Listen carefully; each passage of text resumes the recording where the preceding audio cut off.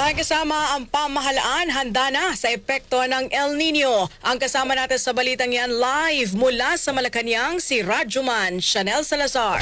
RMN Live Reports.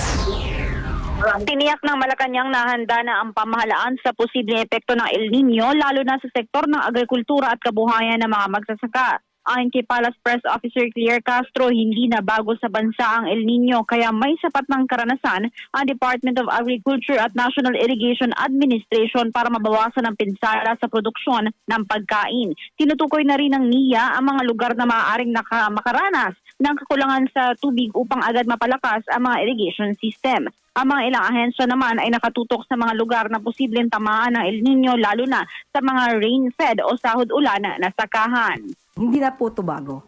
Kaya handa po ang DA sa mga konkretong measures, no? Concrete measures para ito ay maagapan.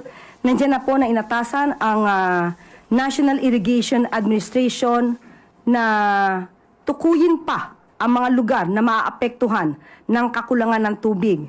Kabilang narito ang mga saklaw ng mga sistemang tulad ng Magat, UPRIIS at iba pang irrigation systems. Nandiyan din po ang detalyadong mapping ng mga rain-fed at sahod-ulan na sakahan. Kabilang sa mga tumutugon sa paghahanda ang Bureau of Soils and Water Management, PhilRICE at mga regional office ng DA.